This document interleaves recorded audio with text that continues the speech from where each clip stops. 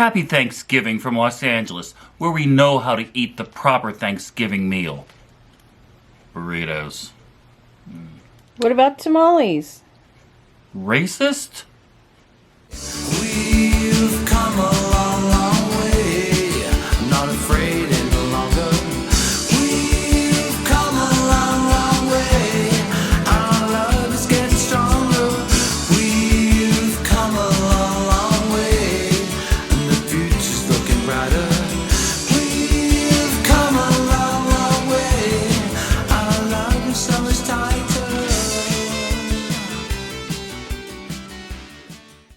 I've interviewed some people for my vlog that have had the wildest stories, and some can say you can see the directions on which their stories head and the line that it goes along.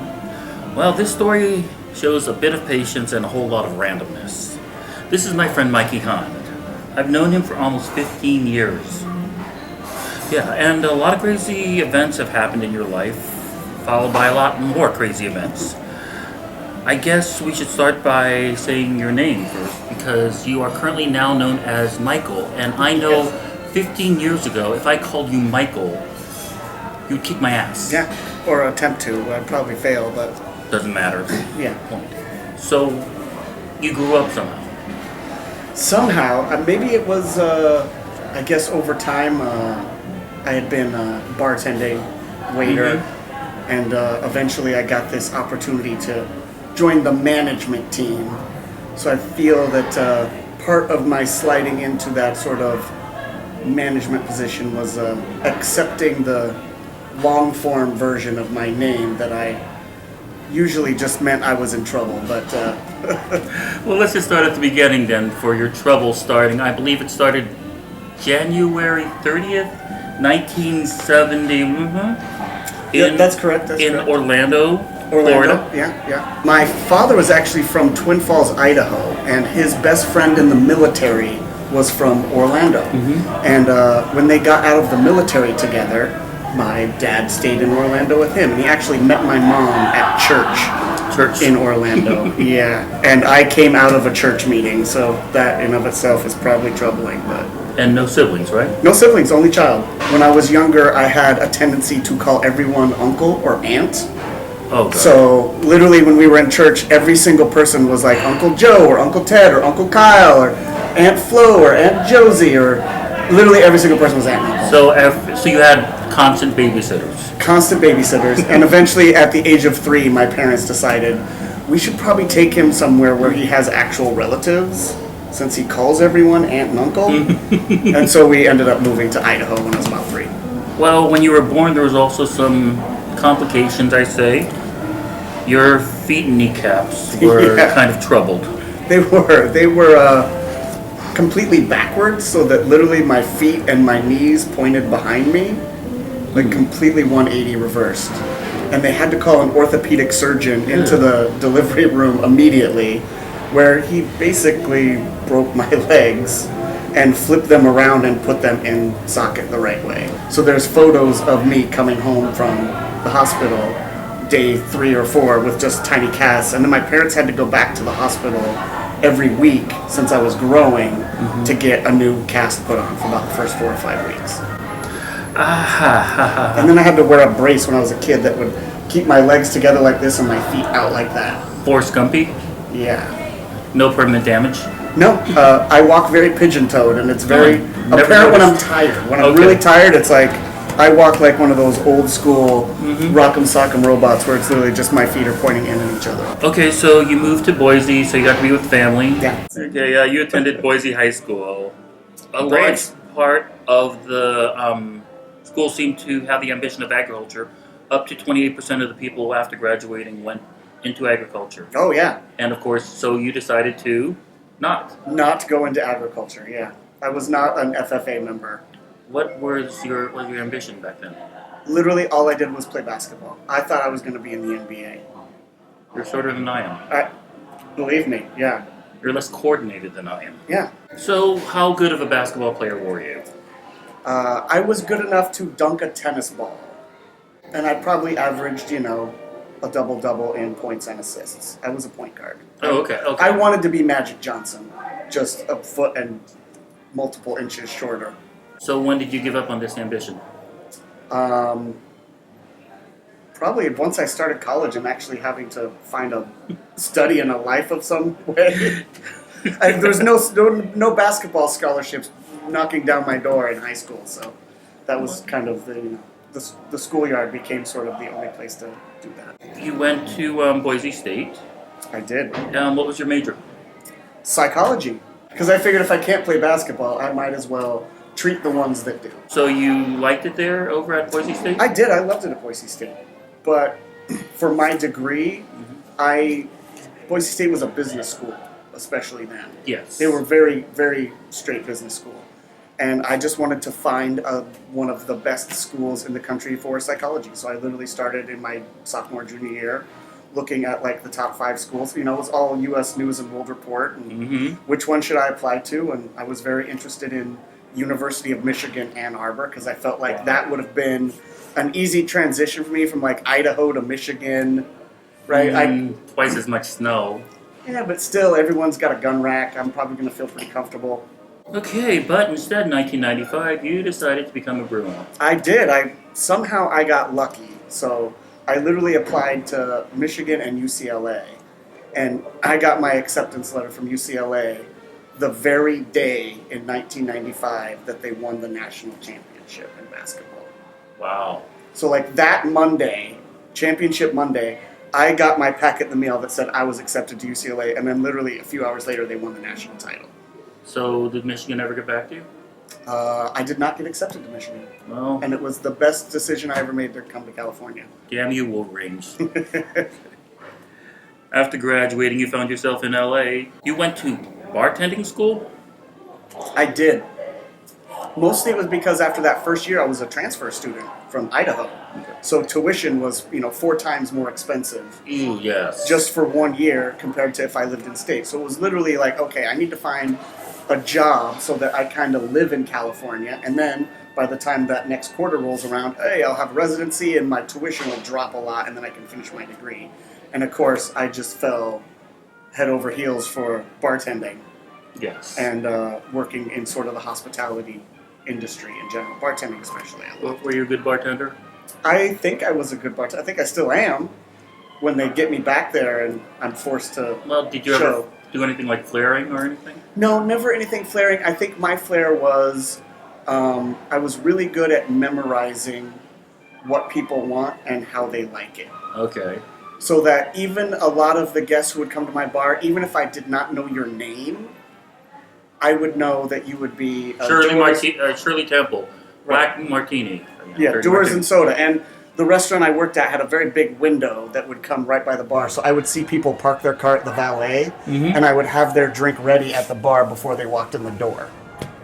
That's just showing off. Or trying to create alcoholics.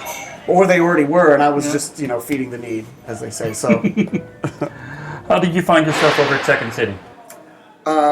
through the bartending process, I had friends that always would tell me, "Oh, are you an actor?" Just because that's sort of that. And I was like, no, I am definitely not an actor. I would never want to do anything like that. Because I'm definitely not into rejection. And I think it takes immense willpower and skill to be an actor and have as much time as the person spends, having people tell you you're not good enough. When really you are. You're just not the person for that one little thing that they want at a particular time. So I never got into the acting thing. But what ended up happening is, because I loved film and movies so much, I'd memorized things. It was one of those things where it's like, you know what, I'm just going to take a writing class. So I ended up taking a sketch writing class at Second City before they moved into their new building in Hollywood. This was the one on Sunset? No. This was the one that was on Melrose. Melrose. Yeah, right next door to the Improv, yeah. So I ended up taking a writing class there. And Ira Miller was my first teacher, the one and only. The late, great Ira Miller. The late, great Ira Miller. And I just remember loving his energy and his passion for writing and just funny in general. Mm-hmm. And it would always make, I can't ever think I wrote anything that funny. But if you made someone like Ira, when you're reading at the table, laugh, it felt good. Wow. Ira laughed at one of my jokes. That was like... And he was a very accomplished gentleman, very calm, very nice. Yeah. So I'm surprised he lasted in Hollywood as long as he did. One of the nicest. Yeah. One of the nicest. So generous, too, by the way. He would just want to hang out with you. And it was a great way for me to kind of intro into that world in general, especially confidence-wise. What was your next step into the world? Basically, I finished the writing program through Second City, and then I wanted to write a show and have it on the stage. And then it was presented to me that the only way I could perform on the Second City stage was to go through the conservatory. So I literally had no plans really to do it other than the fact that, all right, I'm going to go through the conservatory just so I can graduate, so I can write my own show and be in it. Meanwhile, that's a 1.5 commitment, plus the money, plus the time. The improv community really was the closest thing I had found to the type of community in Idaho that I grew up with. Oh. Like, it was the most supportive, the most regular. Like, they were people that, even though I didn't know them before I went into that improv class, it was like everyone was a friend. True. And in that particular world, in Hollywood in general, that was beyond attractive to me. Do you remember you graduating from Second City? Your graduation show? Because everybody uses the name of their graduation show as if it's like a tattoo on their arm. What was the name of your graduation show? The first one that I got to be a part of was What the What. Okay. And that was the group that I was with when the show kind of went live. And I, as we will talk about, I ended up transitioning because of some medical issues when I was in level 5. So when I was in level 5, I basically had to, in the middle of us writing our show and putting it on stage, drop out. And then, luckily for some people that you know, like Josh Funk and Rachel Romanowski, who was the director at the time, they were cool enough, and with me having zero experience, is I wanted to be a part of the group still, but I had kidney failure. Yeah. Straight up. And I was about to start dialysis. So I didn't know what was going to happen. So I literally presented to them, hey, can I be the stage manager for this show?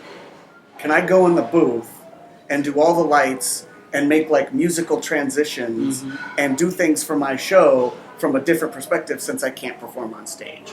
And they both approved that, which was amazing that they let me train with zero experience and start doing that. And my group at the time, they kept one of my sketches in. So I ended up writing a sketch about me getting sick and my experience at the doctor with being misdiagnosed. And that ended up in the show. That is so disturbingly cool. But it was great therapy because Yeah. literally for a solid, 6 weeks and 2 levels, I was sick for level 3 and level 4 like the whole time and didn't know what was wrong. So the fact that I wrote a sketch out of it and it got laughs and it kind of made in a cathartic way better for me kind of let me keep going. You spent so much time in the booth that people thought you were part of the school, and you were actually hired as the stage director, or were you considered more the guy in the little non-room at that time? Yeah, I was just hired as a straight. So initially, when I started there, it was only volunteers, and you basically got class hours for the amount of time that you stage managed. So that's what basically got me through the end of the conservatory, and anything else is I spent the next year just basically volunteering as a stage manager.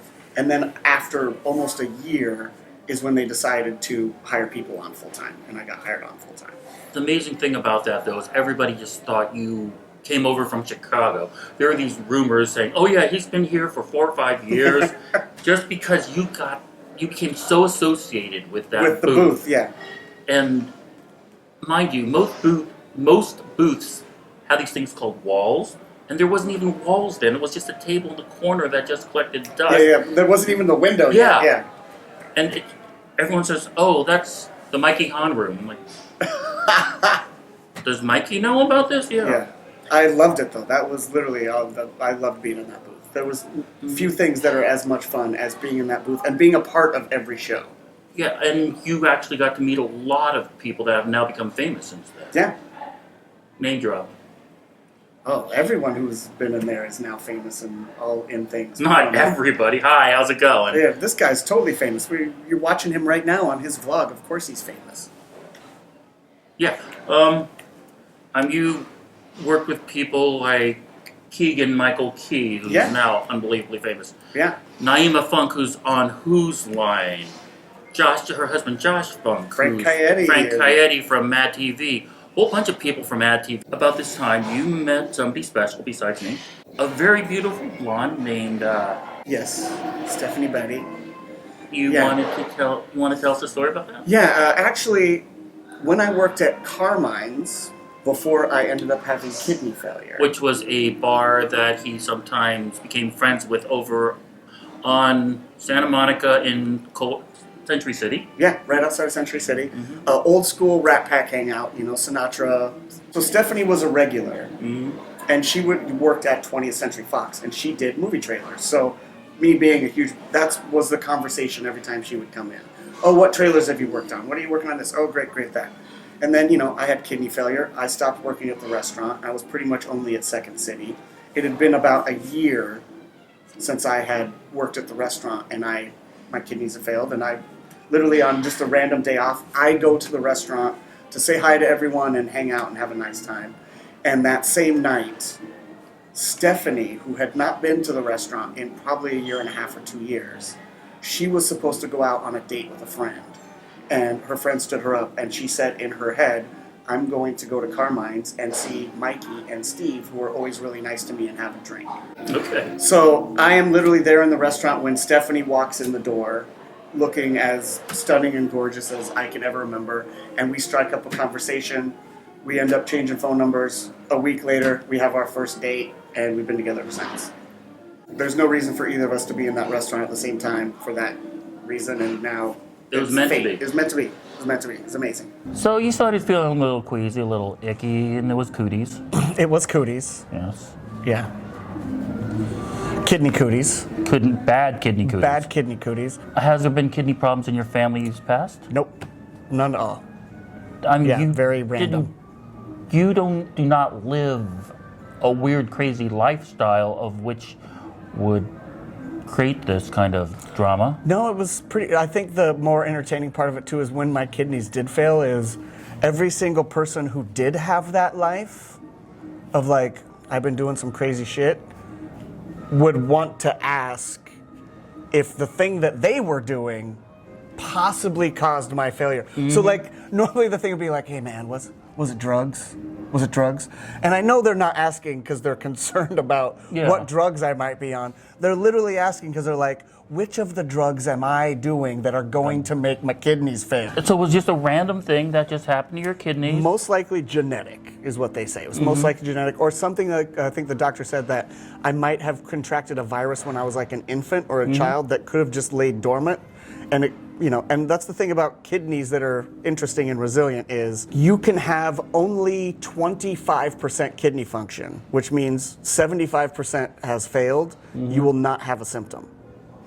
You will feel totally normal. Exactly. And then once you get down to like 15%, that's when things start going really haywire. Yeah. So you were low. So I was low. By the time I was probably under 10% kidney function when I was trying to do Second City at the same time somehow. You and I were talking about almost on a weekly basis to see what's going on with your kidneys. Yeah. Because I, for some reason, found this very funny. And then I think in January 2010, I was going into my conservatory 2 or 3 class, and guess who gets a kidney stone?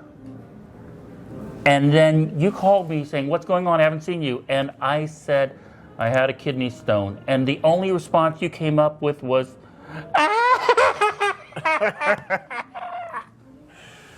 and I was... Did you pass it? Oh, I passed more than that. So that's how one weird reason we've always bonded, because we have genetic kidney problems. Right. Your kidneys, complete renal failure, basically. You were put on the kidney transplant list. I was. You had a very sobering day for you. Yeah. On December 1st, 2009, which is almost 10 years ago. Almost 10 years, yeah. Well, this is the anniversary coming up. Yeah, so you want to go on about that? That was my very first dialysis treatment on December 1st, 2009.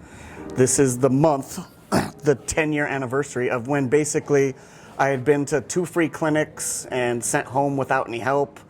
I had gone to the emergency room.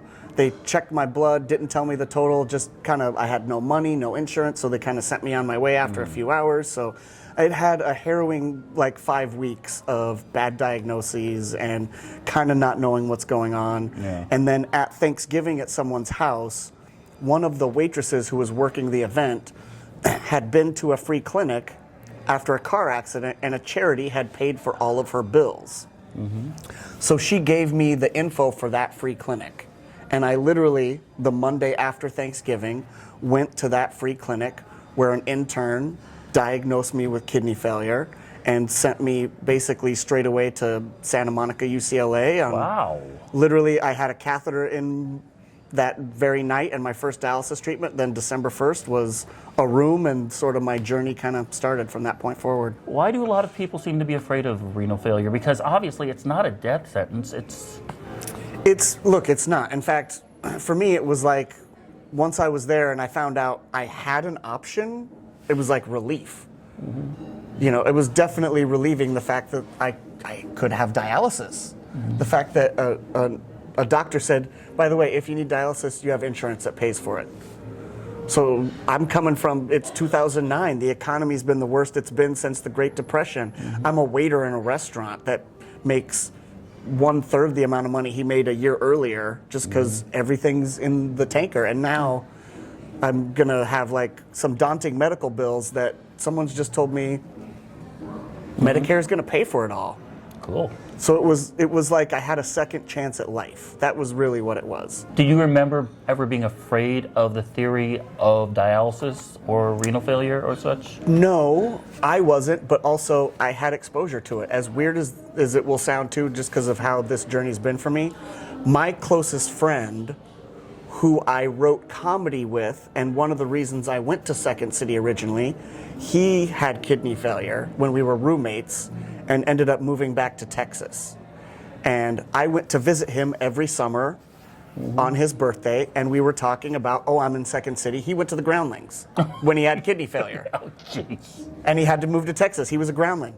So literally, I was going and we were writing comedy together in Texas, and he passed away 7 months before I got diagnosed. So I had been to visit him every year for like 3 years. I'd gone to a dialysis clinic with him. I sat next to him in the chair, and like we did things together despite him being on dialysis. We went to all the movies. It was when Anchorman came out, the first one. Okay. I flew to Texas to see Anchorman with him after he had a dialysis treatment. But also I saw him, we'd go to restaurants and he would have a specific diet, and even though he never really told me the details of it, like him still living and wanting to do things, I remembered that when it happened. Okay, So I have a life. Yeah, it was not a death sentence. It was not a death sentence. At that time, though, you were put on the kidney transplant list, and I remember you opening up to me a couple times about that damn list. Yeah. Do you know what the problems were now that you could look back upon it, or? For me, the hardest part is there's a lot of personal ownership in being on the list. And no one likes to take risks. Yeah. And especially when it comes to medical and transplant centers, right? Because they're all going to get graded. So if you are at risk that maybe because of the disease you have, your kidney might not last 2 years, they might not want to transplant you.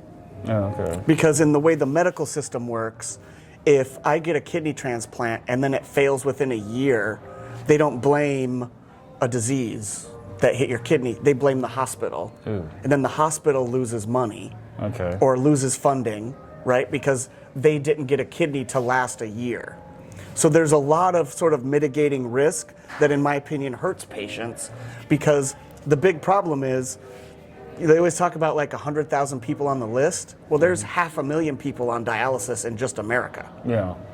So only 1 in 5 people who get there even qualify to make the list, despite how long that list is. Especially now that renal failures are one of the, I don't want to say like it's a franchise, but they seem to be one of the most popular Dialysis clinics, yeah. They're opening a lot more frequently, unfortunately, but fortunately to help people. Right. And transplants are now 98.4, I think I read, % accurate to last over 2 years. Yeah. So it's, I mean, I can't say it's 0%, Right. but it's still a lot safer than it was. Oh, way safer and way easier, like quicker. Yeah. They basically do laparoscopic transplants now. In other words, we can't pronounce correctly. Right. And also, instead of them cutting up half of your body and pulling a kidney out, it's literally like 2 little dots in your side and they're done. How did you find out that you got your kidney? Basically, I had, luckily, like I said, the community at Second City was incredible. I had probably, within that first 6 to 8 months, 3 people get tested. One of which did not match. Second of which, it might have saved her life because in the testing process, they found a lump in her breast that was stage 1 breast cancer. So even though she could not donate to me, just the fact that she went to get tested might have saved her own life in the process. And I was, of course, like, I don't care if I get your kidney. This has been an amazing sort of kismet thing. So, and of course, we were in a show together after that, so that made it even more enjoyable. Bizarre, So, but kind of like, hey, we're, let's be funny. Played Superman and Supergirl together. So Which one are you? Supergirl, obviously. Okay, I gotta make That's where the female kidney came into. So another Second City amazing person, Sam Albert. She was the first person to get tested to give me a kidney, and she did not match. And then she gave up acting and moved back to Oregon to be with her mother and family. And then a year later, she reached out to the transplant clinic again and said, hey, what's the delay? How do I give my kidney to help Mikey? So then we basically started the process for paired exchange, so that Sam, who did not match me, would give her kidney to someone, a complete stranger that she matched, and then the coordinators would find someone who matched me and had a friend that matched her, and then we would swap kidneys, kind of. So you had a kidney threesome. Well, we had a kidney eightsome. 8? It got that? So what ended up happening is Sam gave her kidney to a complete stranger, and then that transferred so that 4 people gave a kidney to a complete stranger and 4 people received kidney transplants. So we're the 8 total in the chain. That is so cool and so gross at the same time. Yeah, and not only that, she flew from Oregon to California to give her kidney, which went back to Oregon. And you posted pictures of this, and it was, again, cool and gross. You're lucky my doctor didn't take a picture of him actually putting the kidney in me, because he probably would, knowing him. So do you feel at this point you had to become your own advocate because there was not that much known about this? I think also the biggest thing was all the other patients that I became exposed to, like a whole nother, like especially, like honestly, Facebook. Like Really? the amount of Facebook groups that I could be a part of as a dialysis patient, where other patients would be, hey, I'm having this reaction to medication, who else has this thing? And then you'll have a thread of 500 responses of being like, oh, I'm a nurse and this is what I can tell you. Or I've been a patient for 10 years and I've had 2 transplants and prednisone did this to me and prednisone. So like the amount of real help, honestly, that I could get through Facebook of people who had been doing it for a lot longer or had already had a transplant, or even if I knew more than someone I could actually help, that made it that much easier. So many years later, you are no longer working at Second City. You are no longer in kidney failure or any problems whatsoever. You actually told me, I am so proud, I can pee now. I can. Good job. That was, I had probably one of the, I would say a lot of people on dialysis, they still pee, but there's nothing really in it. Yeah. Whereas I had complete 100% kidney failure, and there were literally 5 years where not even one drop I could pee. I'm waiting for a cut point right now so I could use this without vomiting. So now you are the manager at the Napa Valley Grill I am. in Westwood, of which we are at right now. We are at right now. How did you get this job? My resume was up on the UCLA website, and I was just sort of figuring out, okay, I'm going to graduate in December, and I'm really looking for, my transplant surgeon was giving me a letter of recommendation to UNOS, the United Network for Organ Sharing. Okay. And I was like, okay, maybe I can get a job working for UNOS in LA, Or I was going to try to get into research at UCLA. Hey, maybe now that I'm graduating, I can get an RA job and it'll pay me enough to pay the bills, and then I can get like a master's degree out of it by writing some papers on dialysis and kidneys and that kind of thing. So that's where I thought I was going.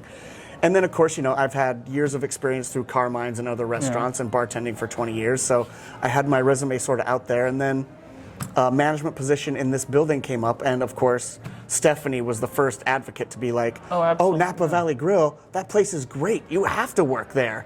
And I was like, I don't know if I want to be in a restaurant again. And, you know, the hours are going to be whatever. And she's like, you have to apply. You need it. Well, I will say that you made a very good choice, specifically the fact that my wife and I just ate here, and I'm inserting the photos right now of the food. Snap, snap, snap, snap, snap. And it was delicious. And it's scary considering how many times have I taken you to Del Taco? How many times have we eaten at $2 two tacos for $1 Jack in the Box? Oh, man. So many. Yeah. So good. Yeah. Yeah.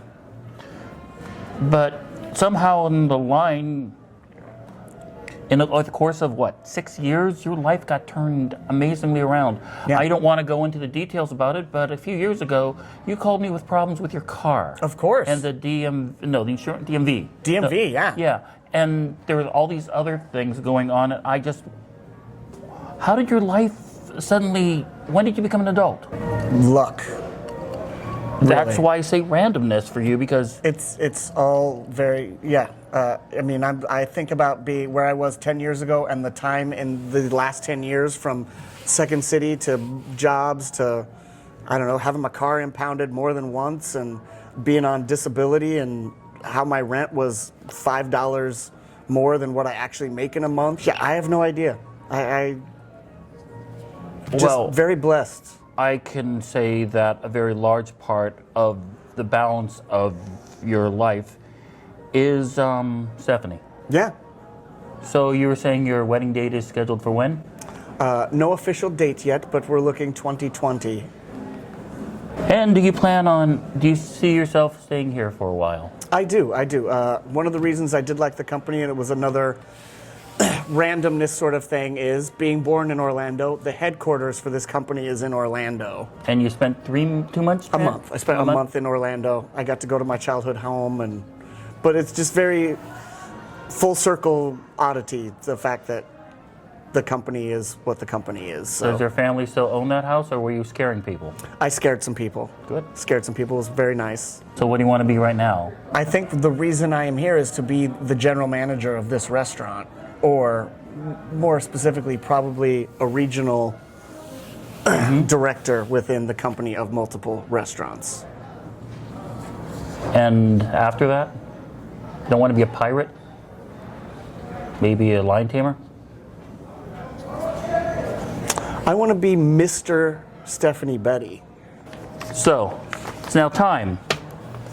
The envelope of Mikey. Oh. These are questions I ask of specifically towards you about trivia about you. Some of these things, most of these things you should really know because they tie around who you are as a person. Some of them are specifically about you. Some of them are a couple steps away from you, but yet you still know these questions.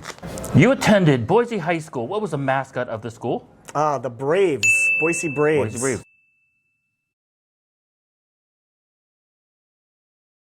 And what was the school's address? Something Capitol Boulevard. No. It's not Capitol Boulevard? No. State Street? No. I cannot remember what street it's on. 1010 West Washington Street. Oh, it's on Washington. You attended Boise State University in Boise, Idaho. Yeah. What two school landmarks were named after a grocery magnate? Albertson Field, probably. Kind of. And maybe Simplot?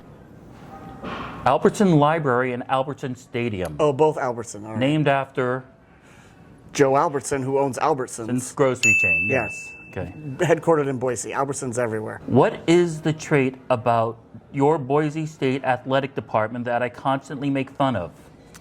SMURF TURF.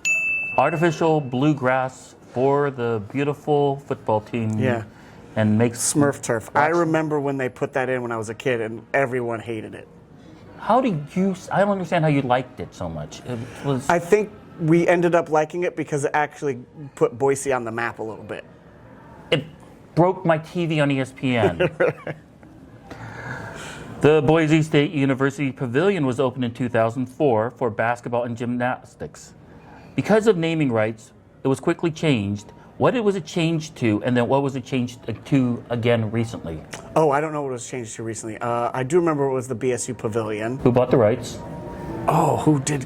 Oh, this is right around the time when I moved too. Mm-hmm. That's where I found this. Yeah. Yeah. Oh, I can't remember who bought the rights. Micron, I want to say, but The Taco Bell Arena. Oh, Taco Bell. Oh, And recently it was changed to. So appropriate. It got worse. The Extra Mile Arena. oh, Extra Mile. As in the gas station. Yeah. Yeah, it's now known as the Extra Mile Arena as of 3 months ago. I'm surprised it didn't. Yeah. Self-combust, yeah. Who is the only NFL Hall of Famer to come from Boise State? Oh, he went You're to not University gonna of- get that He one. went to University of Idaho. Sorry. Nope. He did go to he went to Boise State. I looked it up. Wow, went to Boise State. I'm not sure. I don't know this. Dave Wilcox. Oh, Wilcox. Okay. In 1995, you transferred to UCLA. I did.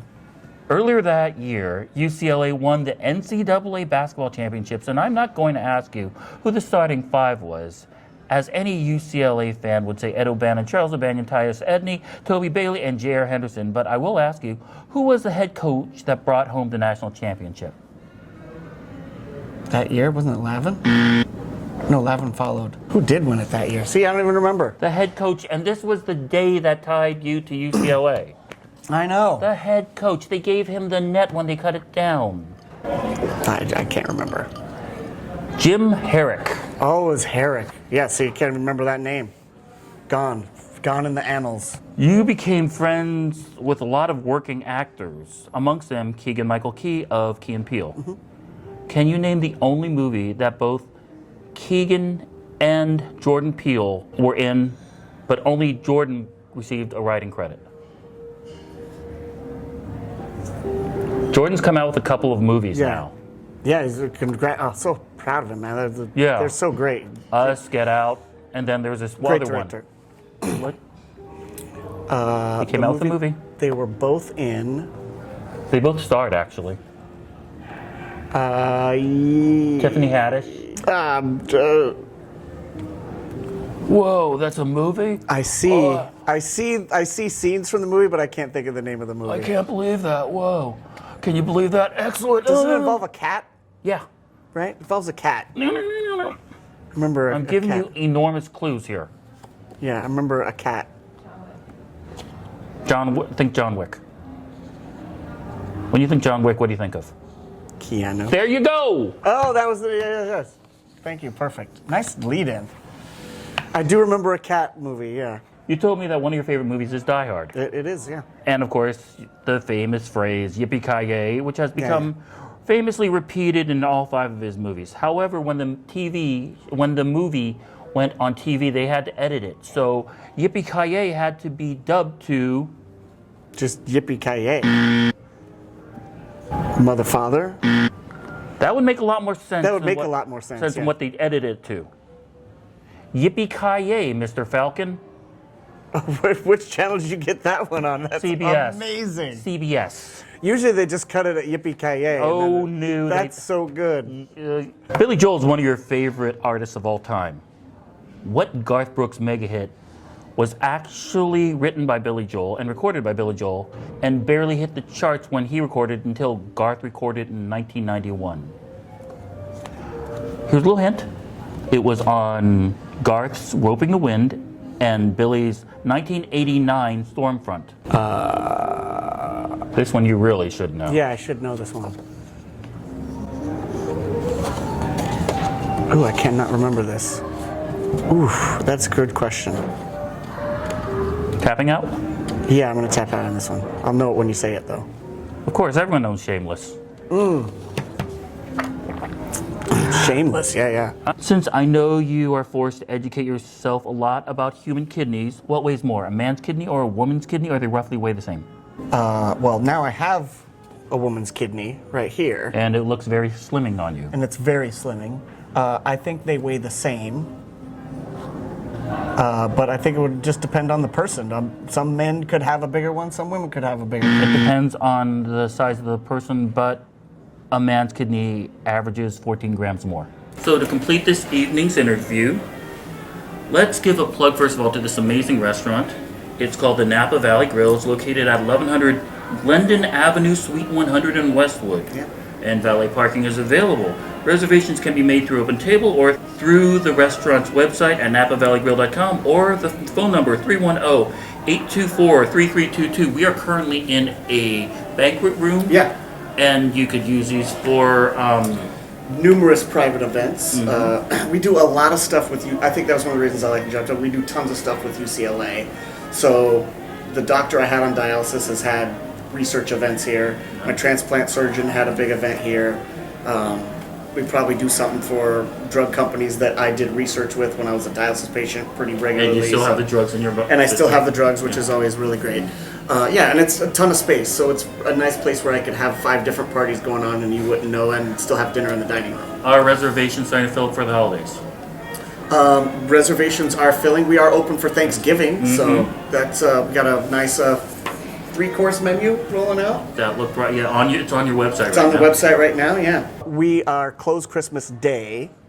Good. New Year's Eve, I don't believe we have done a prefix menu on New Year's Eve. I believe we're a regular restaurant. We don't tend to celebrate late at night. Our clientele in Westwood doesn't really come out late, so we're more the spot you go for dinner before you go to a New Year's party. I should also say that this was an amazing meal, and I think Rachel Ray uses the term, you can put your elbows up on the table and enjoy the meal, because a lot of restaurants are so snotty and rigid.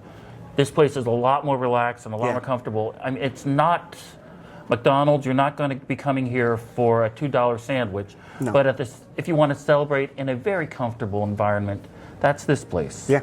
In regards to organ donations and kidney nonprofits, which ones would you suggest? Well, I mean, National Kidney Foundation has always been great. I've always done the kidney walks, and at UCLA, my dialysis doctor, Dr. Rastogi, has been doing the core kidney program there, and they've been doing really great work in not only education, but just doing a lot of research to help patients in general. So I've done everything I can to kind of help them. And then, of course, UNOS, I think, is always great, the United Network for Organ Sharing. Yes. It's definitely been a big part of me getting a kidney in general. The Boise State Broncos are currently ranked at 20th in the country right now, and they're playing the day after Thanksgiving against the unranked Colorado State Rams in Fort Collins, Colorado. So it's going to be green grass, I'm sorry. And you can follow the saga of Mikey Hann on social media. What would be the easiest way to follow you? I honestly am not on enough social media anymore since I've had my kidney transplant. As much as it was kind of my lifeline, I love being in person so much more than I love being... So come to the restaurant. So come see me in person is really the thing. I'm really rarely on social media in general, but I'll try to be on Instagram or Facebook every now and then whenever I can. And couple other websites I would like to announce. If Mikey does not marry Stephanie Betty soon, she will be available on eHarmony or farmersonly.com. Yeah, I got to get on that. Thank you very much for joining us. Oh, thanks, Kyle. This is great. And I just want to say, next week's episode, the return of Matty Craig. He goes into dramatic detail about his creation of the holiday, Burrito Monday, which will be observed December 9th. It's coming up. He tells the quintessential story about how the miracle of the burrito came to be, and that means one thing: I need new friends. But from Hollywood, thank you very much for being here. Thanks, Kyle. That's a wrap.